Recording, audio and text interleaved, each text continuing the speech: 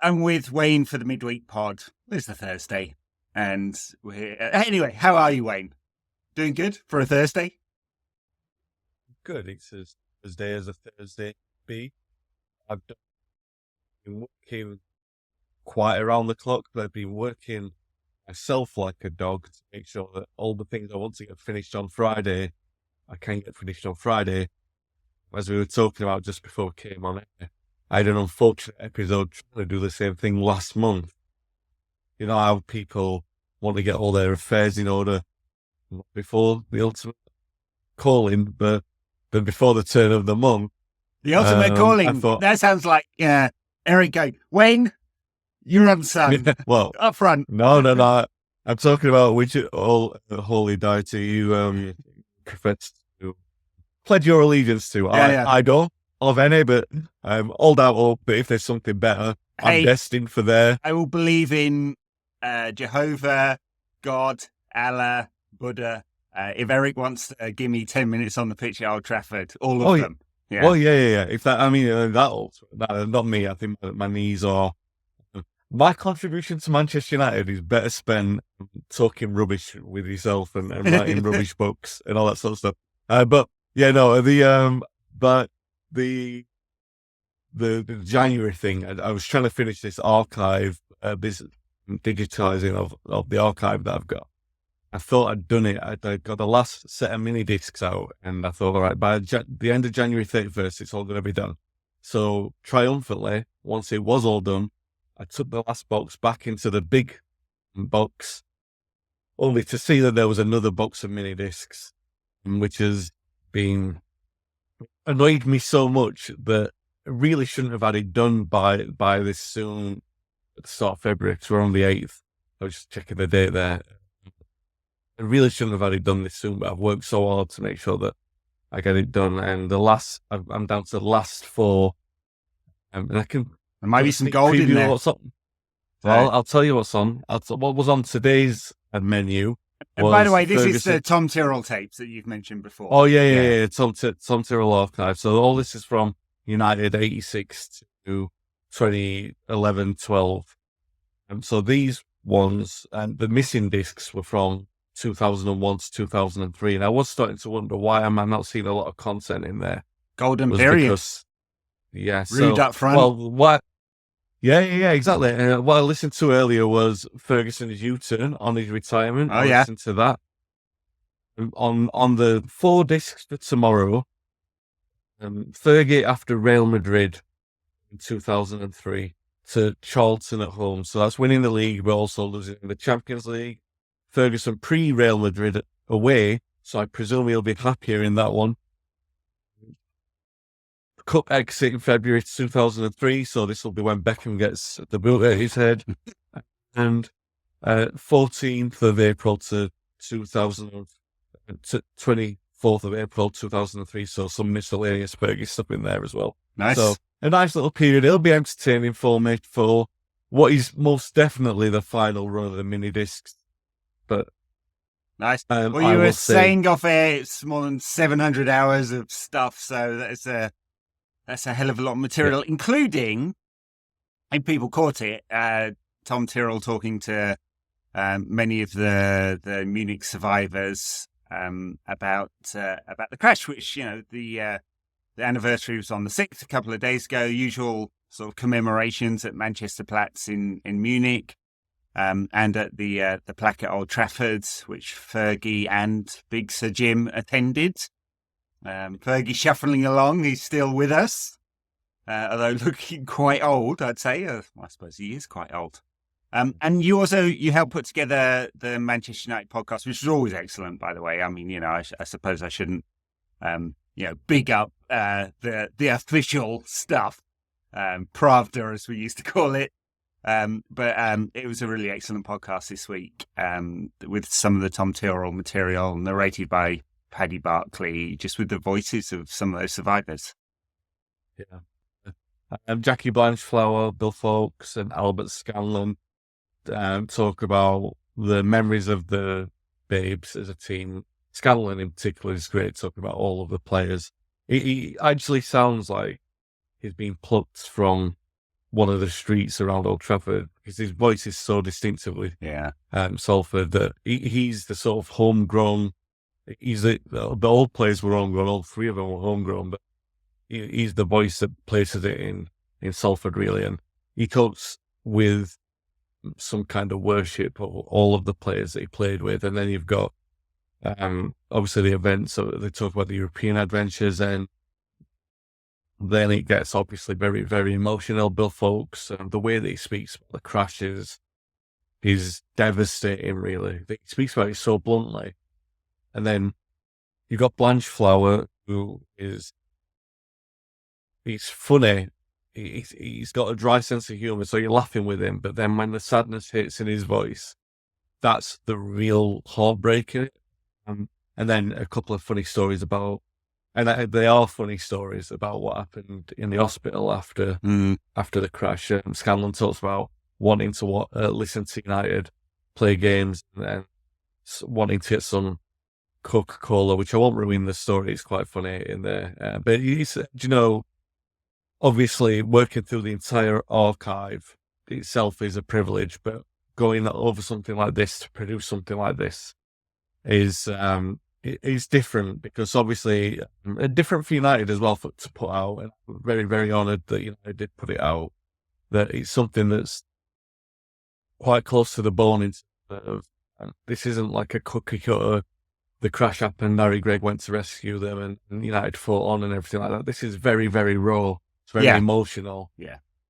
And I will say one of the things which I wasn't expecting to happen over the last week was when the decision was made to put the podcast out.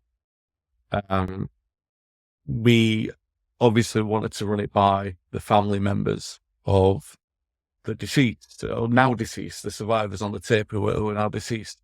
So I made contact their sons, Greg Scanlon, Andy Blanchflower, and Stephen Foulkes. So I spoke to all those guys because United asked me to put something together for the website as well.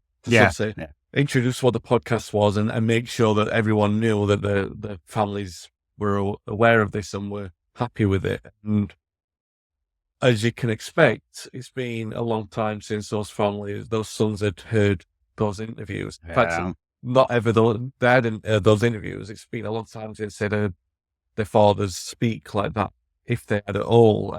Greg said that he never had, and Andy said that he never had, and Stephen, he said that it's weird to. Stephen Foulkes sounds exactly like Bill Foulkes, which is his voice is exactly the same. It's very, very off-putting, really. It's unsettling, unnerving how much he sounds like it.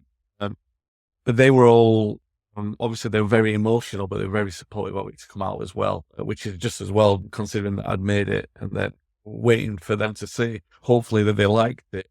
And obviously, I'm always in dialogue with Tom Tyrrell's family as well, his daughter Angie, who's been very supportive, wanting a lot of Tom's work to come out. So this is the first thing.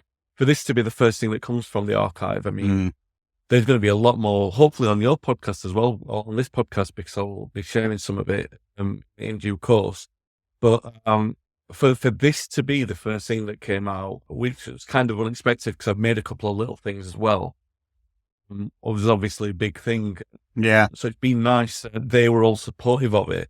But he made it, because of that, because it was quite late in the day, made it a very emotional weekend. And they always, Munich's an emotional day anyway, especially, not more so for me. I'm not placing myself at the top of any order, but because I've worked with Duncan Edwards' family and Jimmy Murphy's family, I know all of them closely now. You feel it in a different kind of way because you're wanting to make sure that that you're paying respects to all of the people in the right kind of way.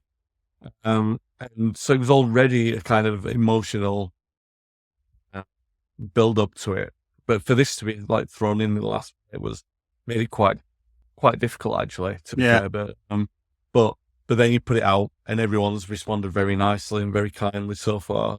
And so it's rewarding in that aspect. I just hope that people listen to it and think I've learned something different, and even if it is difficult, that it's a rewarding experience for them listening to it. Yeah, no, and Patrick Barkley adds some gravitas to the production. It's not overproduced. It's nice that it's just we're listening to the voices really, and I thought that added a lot to the day and something new, as you say.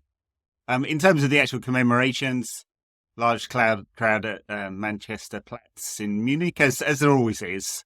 But there's a good report in The Athletic from Andy Mitten about that, and the people that were there who come from all over, including many locals who keep it up.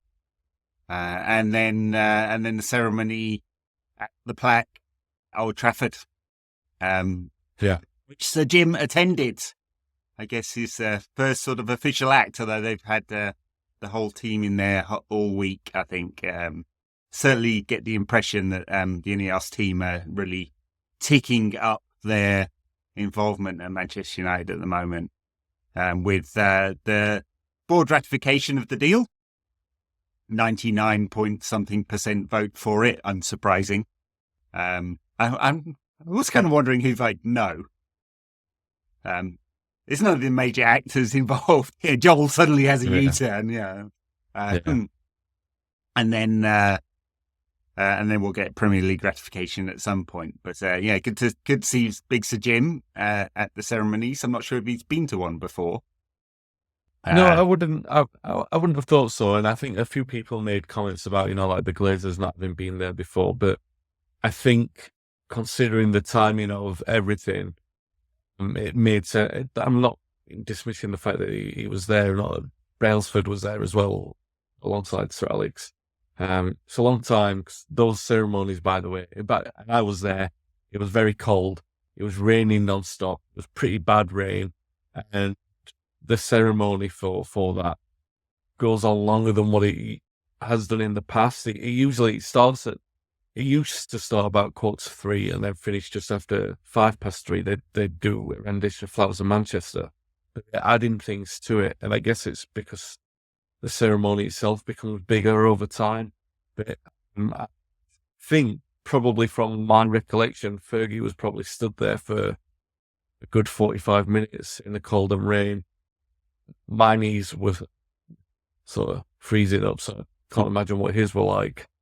I'm not making this an episode about my knees, by the way. I complained about them earlier. Ooh, my knees, they were there. My back. I know, right? But they were there for a long time. But it's nice that Ratcliffe was there and Brailsford was there. I can't imagine why they wouldn't have been, though, considering the fact that this is...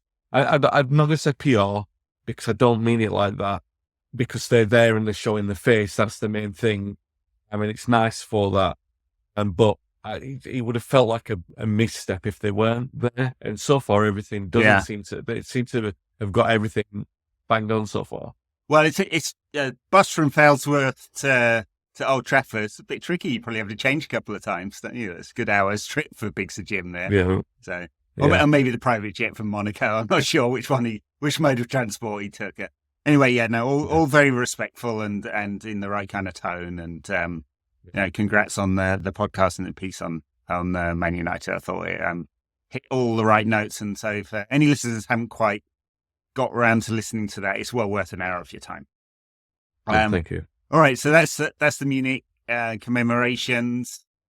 There were a few pieces in the Telegraph this week, 3, I think, about potential changes to Old Trafford. And of course, this has been discussed a fair bit already. I think it's overplayed a little bit that Old Trafford is about to fall over. But clearly it's a 100-and-something-year-old stadium with modern updates and modifications and all of that. So the question on the minds of the INEOS team appears to be, at least from James Ducker's reporting, whether to refurbish Old Trafford to something of the standard that is happening at Barcelona and has happened really well at Real Madrid, and increase the size of the stadium, or build something brand new on the same sort of footprint, or just moved, let's think, to the east a little bit, west a little bit, in the plot of land. And there's plenty of land for it as well, actually. While there hasn't been a lot of development at Old Trafford, the Glazers have been buying up land over the years, and so United own quite a lot around there now.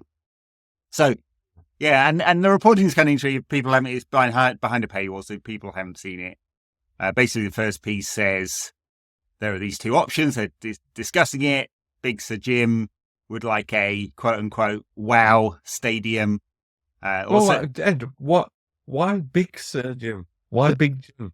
Is it just is it just that it lends itself to it? Big Jim. Big Jim. Well, he's Sir, isn't he? So you've got to be respectful to that. Knight of the Realm. No, Tom, podcast Tom, host, called him Big Sir Jim. I haven't stopped calling him that since. He's right. Okay. He's also really tall. He's like 6'6". He is quite tall. Yeah. He's tall. Yeah. So he's big, and he's Sir, and he's Jim. So I think it's all correct. Yeah, he wouldn't complain. Right. I'll give him a buzz later, see if he's all right with it. Yeah. Anyway, okay. Sir James Ratcliffe, Esquire, and his team. So there's it was dubbed the Wembley of the North, which I found personally offensive because Wembley's a concrete hole, and I hate it as a stadium. It's one of the really awful modern stadiums with absolutely no soul whatsoever. And that's the thing I worry about, because I do think if you look at the numbers, that building a new stadium is more logical than refurbishing the current one because of the total disruption there would be for years on end in complete refurbishment. I mean, if you look at what's happening in Spain, Barcelona have had to move to Montjuic, which is quite a distance from their current stadium, half the size, and the fans hate it. I'm not surprised. It's up a bloody great hill. I've actually been to that stadium. It's not particularly nice either. And Real Madrid were dead lucky, if this is the right term, that their plans for development happened during the pandemic. And so they had a whole year when they couldn't play at the Bernabeu anyway. Yeah. But each of them has cost hundreds of millions to do those developments. And I think it's 500 million euros for Real Madrid and even more for Barcelona because they're actually reconfiguring the stadium. So these are the options at hand. Probably spend a few $100 million to increase the size of Old Trafford, reskin it, sort the roof out, upgrade the facilities, or maybe double that for a brand new stadium on land that's already owned, could be financed, would pay for itself. Basically, we've seen with Tottenham, it pays for itself. So those are the options. So, and what are your thoughts? Okay. No, Ed, I'm going to go on to a long rant. So please do. And it's not a rant. It's a long warble. I'll strap in and But before I do that, tell me your thoughts on what you would like to see. Listeners will not be surprised that I'm fairly analytical. So the head says it just makes more sense to build a brand new stadium. It will be quicker. We don't lose any fans for long periods of time. It's going to put the club in a financially stronger position. It can be financed outside of the current club. It won't be debt that sits on our books. There'll be a development company, and we'll have a stadium for another 100 years. That takes United into the future, and it's the best for the club all round. That's my view. But that's the head. The heart says, I've had many fantastic memories at Old Trafford over the years, and so has everyone else listening to this around the world. It's a special place, despite the leaking roof and the cramped seating and the lack of executive facilities and the fact that you can't roll the pitch out or put the roof on or whatever modern stadiums give you, and all of that emotion will be lost in a sense if Old Trafford goes, even if the brand new stadium is plonked next door. And I'm sure there are Spurs fans who feel that. I'm sure there are Arsenal fans who feel that, because both those stadiums are very close to the old stadiums. Probably they're City fans that miss Main Road, the absolute shithole that it was. But so those are my thoughts. I think that's, it's logic over history and emotion. Sentiment. Yeah. Okay. So you are probably going to think, you're going to surmise that Wayne, with his nostalgic head on, is for keeping the stadium. And to some extent, I am, but I'm wrestling with it. I'm going to tell you why. Because people will be listening to this, and they're in the two camps, like you just said.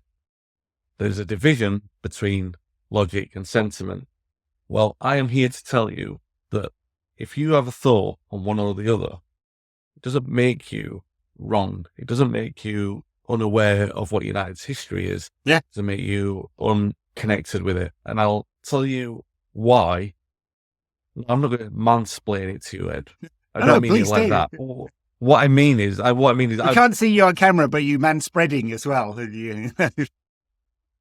I'm not doing that. Okay, so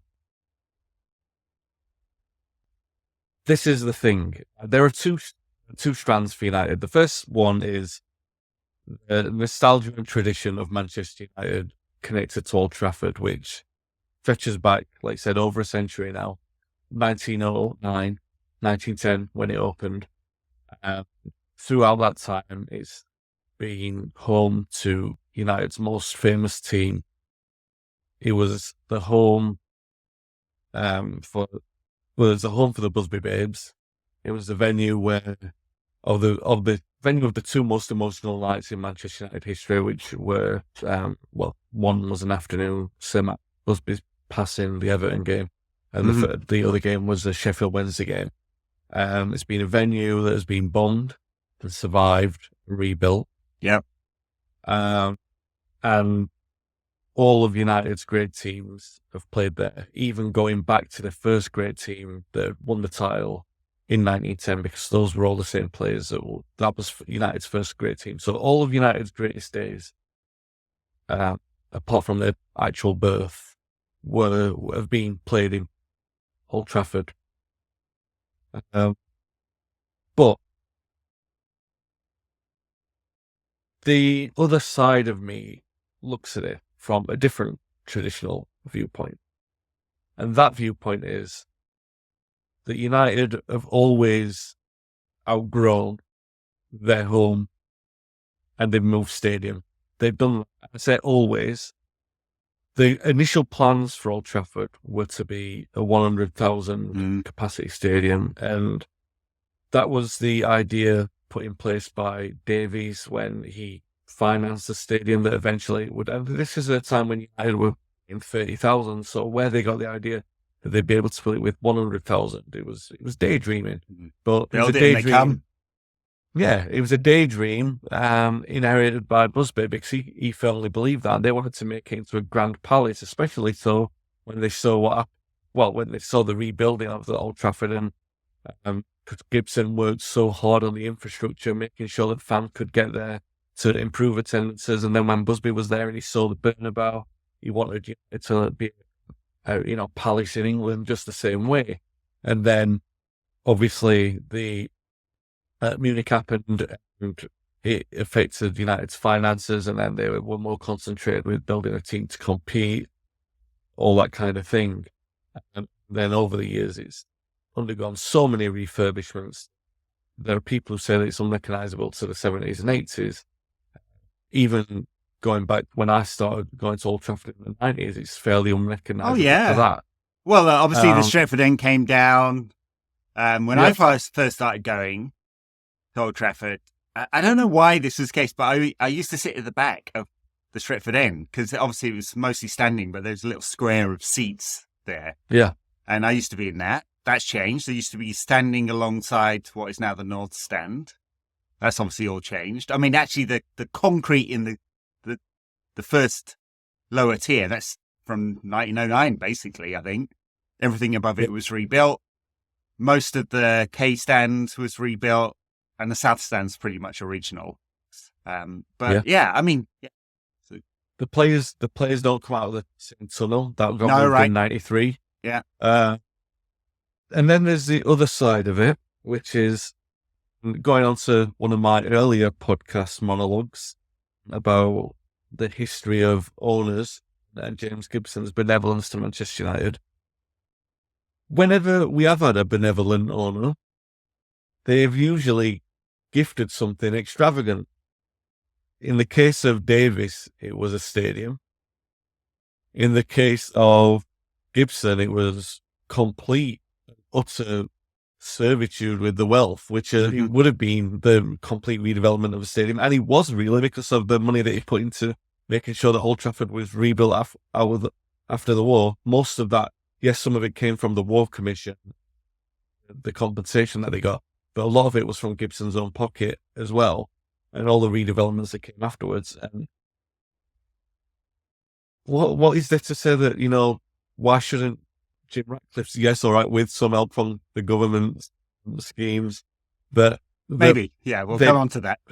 Yeah, but what I'm saying is why shouldn't it be the case Ratcliffe gifts Manchester United a new stadium, and why shouldn't Manchester United supporters who for 18 or 19 years have complained about this drain of debt that's gone from the club, and there's nothing to show for it because all of that money's left the club, why shouldn't United supporters be rewarded with this thing? Because I believe that you can build a new stadium, and I'm not arguing for or against. I'm arguing the positives of either situation. Because obviously, the positive of rebuilding or redeveloping Old Trafford is that everything stays the same, but it's shinier, and so he's kept everything in the same way. And hopefully, they can find a compromise to build over the track with the houses behind and everything like that.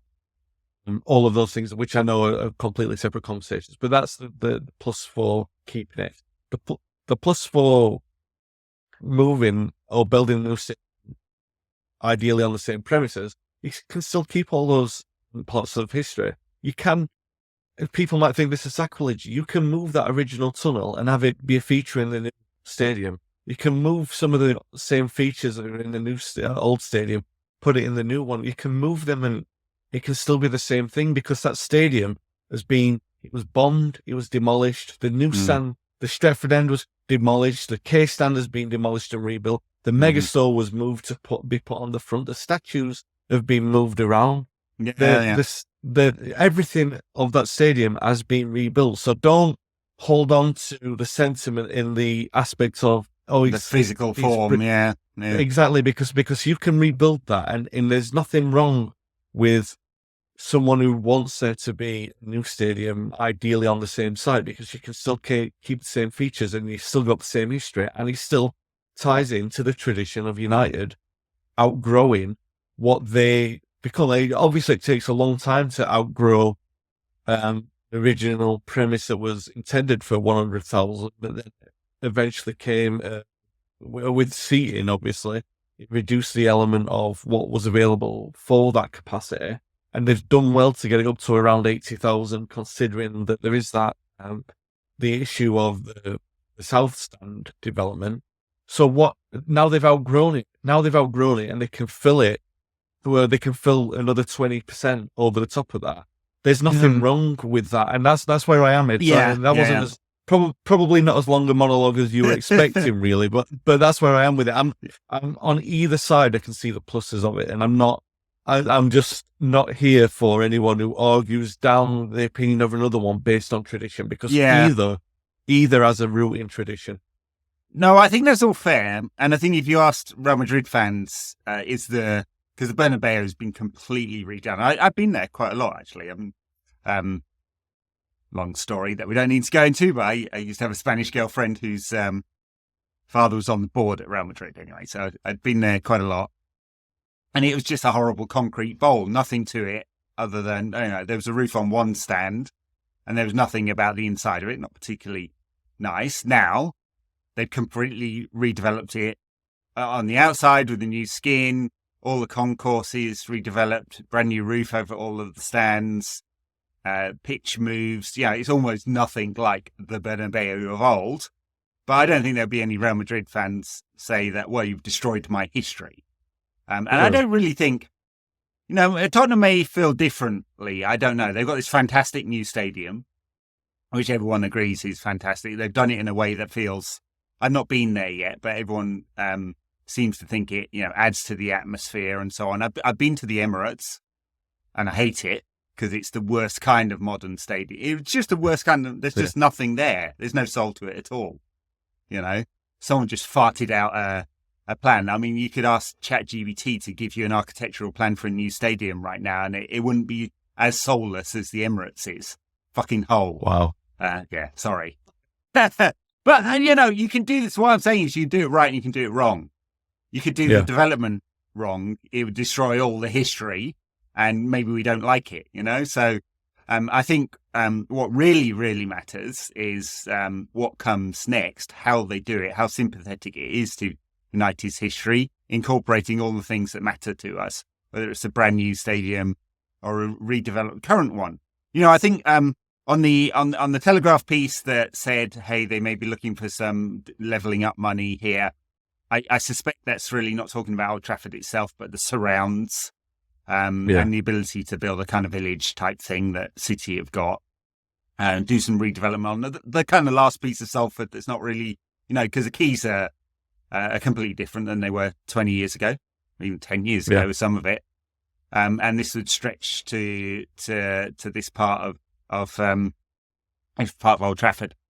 And redevelop the whole area. And there's a lot to redevelop there. Obviously there's basically the freight terminal and a bunch of car parks and there's a lot of opportunity. So, and it looks like, and the thing I would say is they're thinking big.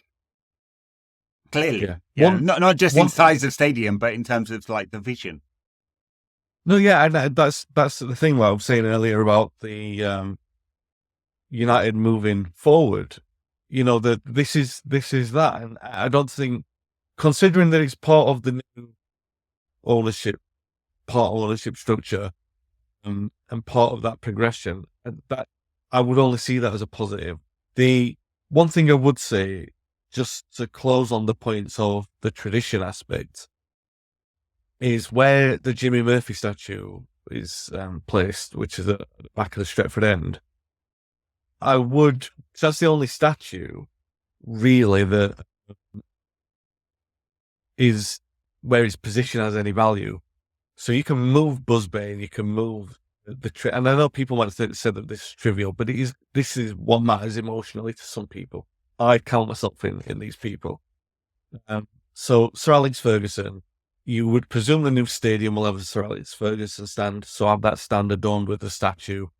You might have a Sir Busby, they might even call it something like the Sir Busby Arena or something like that, or they might just call it Old Trafford again, which I don't think anyone would object to either. INEOS Old Trafford. Yeah, maybe. But the one place that does have some kind of value is where Jimmy Murphy statue is placed, because that's placed where he's overlooking the old, sort of behind the Stretford end where he would have the players having a kick about. That's what it's there for.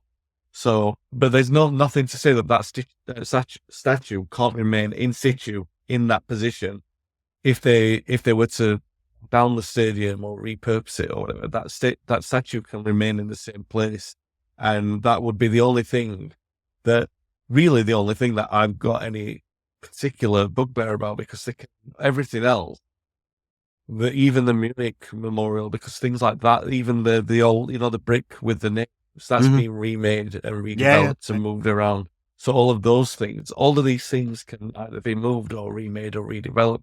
Apart from, and I'm pretty sure that I might have got something wrong. I hope I haven't.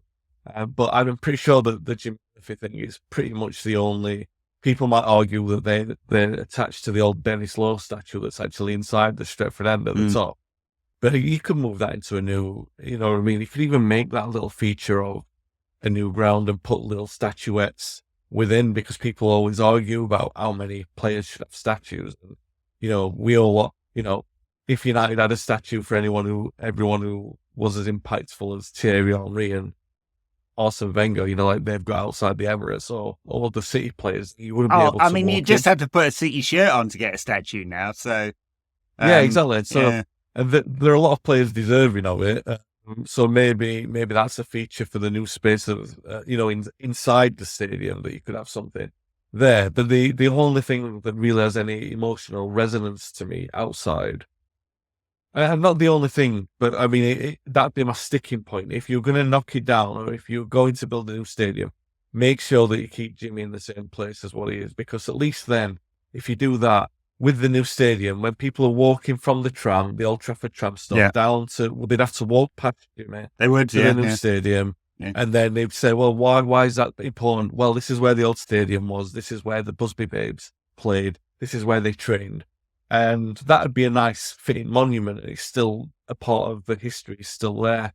But yeah, that's the only thing. That's the only sticking point with that. But the rest of it, I mean, that is the thing. What you said about the soullessness of it, that is something. But you don't know what's going to happen. You know, like when Arsenal opened, can you remember they took a long time to settle there. They took a really long time. And now it's like, they've got, it took a long time for Wenger to have his imprint on Arsenal in this kind of way.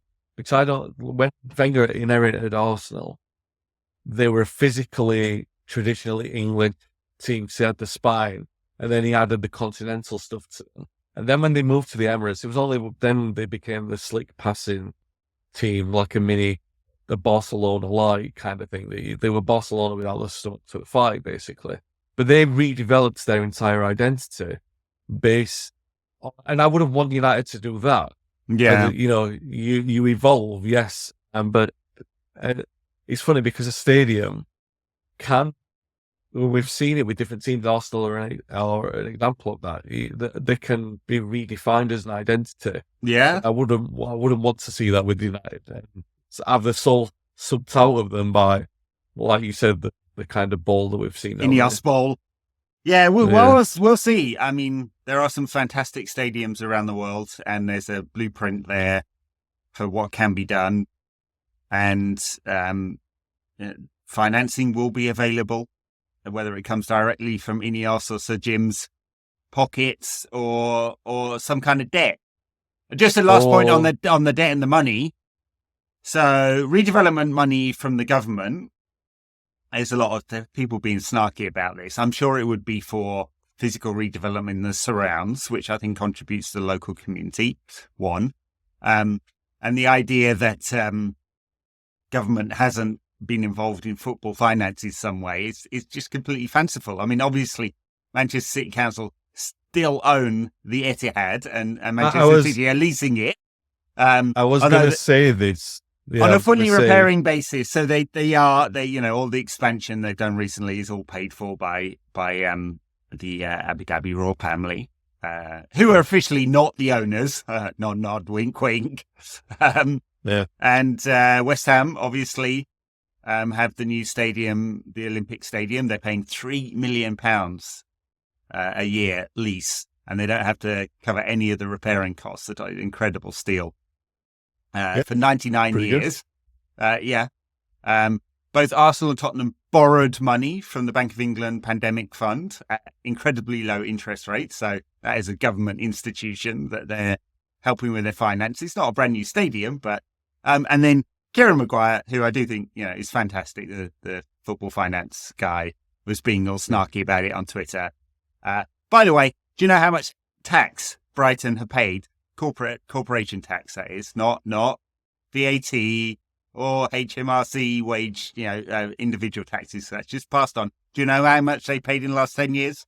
Tax tell me, Ed. Us, the taxpayer. Come on, tell me. £0. No. £0. No. Do you know how rich their owner is? Fucking rich. So yeah, very rich. Yeah. Well, and he's made his money fleecing poker players. Yeah, he's very good. Then maybe Manchester should launch another bid to host the Commonwealth Games. We get freebie stadium, yeah. But then we'd have to have a track. It's only fair. Yeah. Well, track is a track. Do you know we could have Manchester United running athletic squad? Well, actually, they were formed as Newton Heath cricket and athletic club. So now we will have an arena. We can knock down the cricket ground as well and just have everything in one. Manchester United baseball he's talking about a retractable floor with the basketball team can be reborn from the 80s. Yeah. Oh my God. We could have like multi-sports. No thanks. But good dude. Yeah. And fine, whatever. I'm given the that big INEOS, ideas. maybe they should turn it into a velodrome. I know there's a very high quality velodrome in Manchester anyway, but we can have another one there exactly. Yeah. If you're complaining about the steep banks on the Old Trafford pitch now, imagine what it is if you fall off the pitch onto the velodrome. You'd be going up, of course, but that would make it interesting, wouldn't it? That's a sensational idea. That is really good. I love it. Someone design that for me, will you? Old Trafford with a velodrome track. All right, we're getting silly now. But anyway, like worthwhile reading those pieces. Yeah. If you don't want to subscribe to the Telegraph, there are paywall sites out there. I've heard, someone told me that work perfectly fine. Someone told me again. Yeah. Very good. Aston Villa at the weekend at Villa Park. Kind of interesting season because they've had a really strong season, Villa, but they just got spanked by Chelsea in the FA Cup. And Enzo Fernandez, by the way, if you haven't seen that, as a special free kick, which he seemed to enjoy. But so what to make of them? They've scored a ton of goals this season. Yeah. Emery's got them playing a kind of attacking, like high line, brave style of football that I didn't expect from an Emery side. But he's got them doing that. They're scoring tons of goals. They're playing really well. They dropped off in form a little bit, and then they just got hammered by Chelsea. So, what Villa are we going to get? It's interesting. You did say they've had a good season. Since just before Christmas, maybe they've struggled at home. I know they drew with Sheffield United. Yeah. They lost against Newcastle, so they've not been great at Villa Park. Recently, yeah. But they are a team. Yeah, because when they'd had a great record up until Sheffield United drew, because they'd beaten all the teams. They'd beaten Arsenal, they'd beat City were beaten there. But they're a team, and we saw this in the first game against them on Boxing Day. They're a team that United have great joy and great pain against.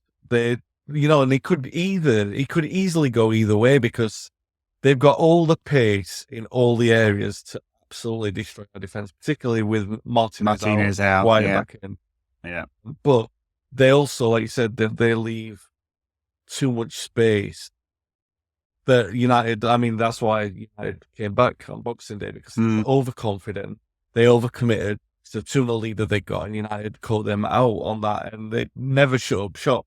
This time out, I would hope United are more, that Ten Hag's more wary of what Villa can do, or more respectful of what Villa can do, considering the fact that we got hammered there last season as well. And they could have, that could have been a 4-0. They could have easily been a very, very distressing day for Ten Hag, that one at Old Trafford. That could have been a tipping point, something he wasn't coming back from because of the fact that we'd lost to West Ham in the game before. So he's got to be very respectful of the fact that they can cause us significant, and I'm talking about like a sobering 4-5 goal defeat they can inflict on us. Make no mistake about that. I can't afford to be overconfident in a game against a team that have got the kind of rapid talents that they've got. Now, the thing is, they still do have, first of all, they've got an obligation to attack at home, which means they'll start with an high line, and they've got the obligation to curry some favour back with the fans because of the poor recent form. Yeah. So that kind of thing will play into United's hands if they played a kind of disciplined game. Now, are United capable of doing that? I'm not sure that they are, especially without Martinez. Now, they do have the other things, like they've got Casemiro in better form, they've got Manu in great form at the side of him.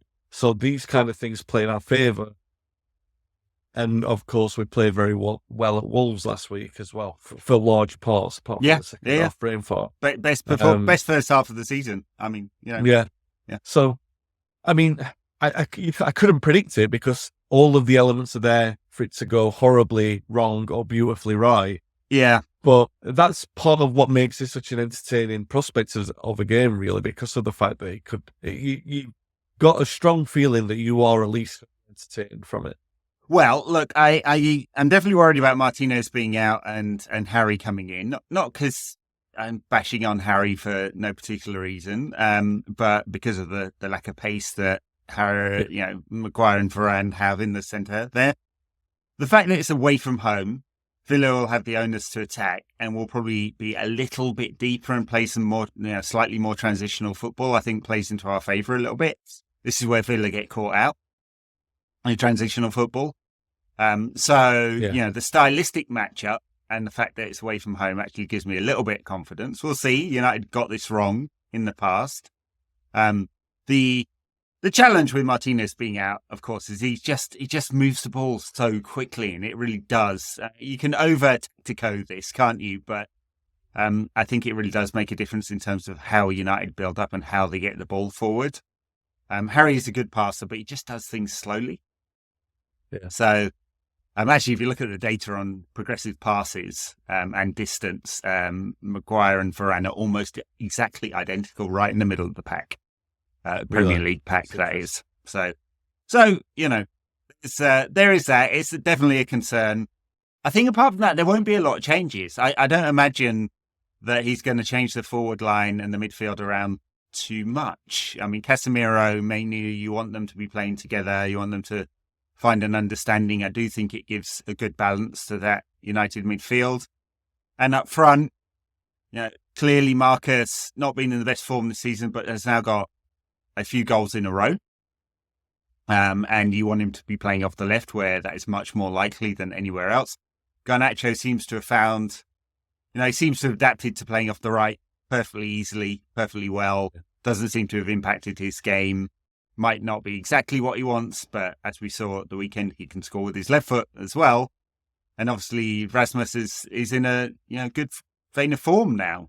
I was looking at the 21st Club 21 group stats, because they do all the performance stats, so they benchmark between players and also across leagues.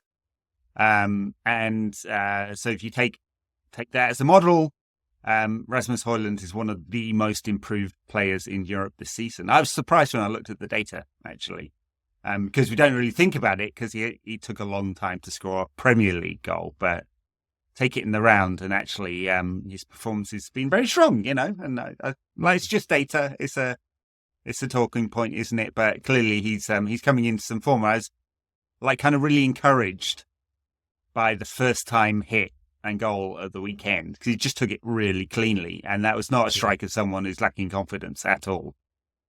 So I like him a lot.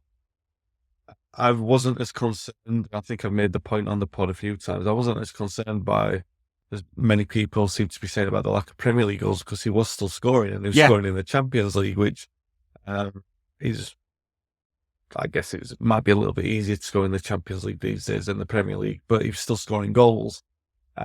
But there was obviously a point in December, once we were eliminated, especially once we were eliminated from the Champions League, where questions were being asked, and he seemed to be struggling with that, because he knew that he was always getting asked about it. And regardless of the fact that he'd been scoring in the Champions League, good goals as well, by the way, in the Champions League. The one, was it against Galatasaray, where he ran from the halfway line? It was a beautiful goal. So I was never worried about that, but you always do get worried if a striker looks to be showing like they're struggling with signs of confidence. I think we saw it with Andy Cole a few times early in his career. And I say early, maybe I made this point on this podcast before, where his first 2 years he seemed to struggle with confidence, Cole, because he didn't seem to know where he fit into the system. That's because he didn't really gel well with Cantona. But he did seem, you could visibly see him struggle with the confidence. And Højlund, I started to worry if we're seeing that, particularly against Forest, because nobody was getting to. Now it seems like that attacking unit and the players are back. It's an obvious point of the stronger team makes a stronger argument for winning games and stronger cohesion. But sometimes, like you were saying earlier, you can overcomplicate things, over-tactico it. Sometimes simplest answers are the most accurate ones. Martinez making the simple passes, and being progressive with it. Like Højlund just having better players who are facing the right way, being told to cross the ball more often, being told to service him, making sure that they're getting the ball into a striker to help him score. Teammates helping teammates. You were seeing that with Garnacho and Højlund, and I think the penny looks like it's starting to drop with Rashford, apart from the second half against West Ham at the weekend, because as soon as it seen that Garnacho and Højlund had already scored, there seemed to be a bit of green in Rashford's play to sort of say, I want to get in on the act. Whereas if you just not thought like that, United would have probably made it a little bit more heavy. And sometimes, and some of these players, the penny hasn't dropped with them. The better the team performs, the better the individuals are received, and the better options for the individuals as well. But I think that's right. The fans seem to have forgiven Marcus Rashford. I mean, there was a lot of post-Belfast anger online, but the songs were out for him 2 games in a row now. Yeah. Marcus is on the piss. And I'm sure they will be at Villa Park as well. And I think it's right. He made a mistake. He privately apologised to Erik ten Hag and John Murtough. He basically got dropped from the Newport game, or dropped himself. It's unclear exactly who said what at what time. And we've moved on. And I really hope there's nothing, unless there's something behind the scenes we don't know about. And that's been the question about Marcus all season, really. What is going on with him exactly? Why does he seem to not be quite focused? Why is his confidence gone? What is eating away at him? With a few goals recently, we got this incident behind him.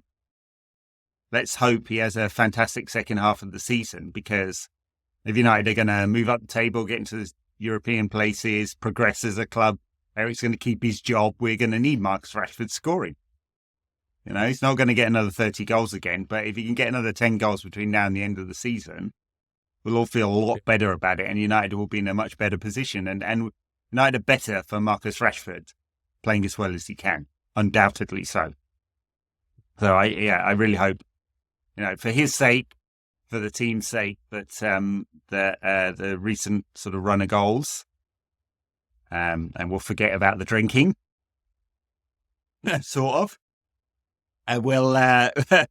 Will translate into something much stronger going forward. Yeah, we need it. So, agreed. All right. Well, it should be a good one. There have been some classics at Villa Park. United coming back from goals down, cup games and Premier League games. I think we came back from 2-0 down in one of each, didn't we? If I remember correctly. The fantastic one where Ruud scored twice. We came back to win the game. I think that was a cup game, wasn't it? Probably on your tapes there. Yeah, I had to listen to Schmeichel throwing a fit about it after. Yeah, with the Solskjaer scored in that game as well, didn't they? Yeah. That's one of the thought to think at the time that United weren't really having a lot of success in the cups since the treble, because it took 2004 till they won the FA Cup again. So they had a bit of bad luck in the FA Cup, but it's just proof that sometimes, like Barcelona in '84, sometimes the occasion, you don't always need a trophy at the end of it, because the way that people still remember that game. I think the fact that came maybe 3 months after the Spurs one where we were 3-0 down at half time. And all right, we didn't win the league, we didn't win anything that season, but there was that sort of, and maybe this was a bad part of what was starting to disintegrate about that side, a little bit of overconfidence. It didn't matter how far we went behind or how long left there was, United would still find a way to win the game. And we were was in 15 minutes or something, we were down 2-0 in Villa Park, and still came back to win on the night. It was just an absolutely mental last 20 minutes. And I wasn't in the away end, but I imagine that if you were, that's top 5 ever, because I bet. you just can't top it. It's absolutely mental. It just, and they've been a good ground for that. And helped by the fact that we played a few semi-finals there in the 90s, the Chelsea game, but the greatest game that we've ever played, arguably, was played at Villa Park as well. So there is that nostalgia there. And it's one of those semi-final replay, Ryan Giggs and all of that. So. One of those nice old stadiums as well that's got its own character, its own history, that we've got an association with. the Riverside. No, we've got an history with the Riverside because we've won a league title up there, but it's not Ayresome Park in the way that they would have wanted it to be. We've got our own history, but it's better that history is at one of those old grounds like Villa Park. You know what I mean? You'd hate if Villa Park got knocked down, they opened the Villains Arena, because it wouldn't. You'd at be the like NEC or something. Yeah. because then your own history's gone, your own club's history's gone from that as well. So be thankful for the fact while the Villains Arena still isn't built and they haven't decided to migrate to a different set of walls and a different pitch, that we've still got history there as well, because regardless of what happens on Sunday, at least we've got the memories of better days before when we weren't winning anything with kids and all that sort of stuff. All right. I think we'll leave it there. There's much change ahead, I think. We'll get, I guess we'll go deeper into it once the partial takeover has been ratified, and I think we're going to get a lot of news about changes in the kind of sporting function at United. I imagine there's some people in there in those functions they're fairly nervous about what's coming, or maybe they've even been given the nod already, but there'll be changes coming, so a lot to talk about there. And short-term, come on United at the weekend. It's a big one. Let's keep this momentum going.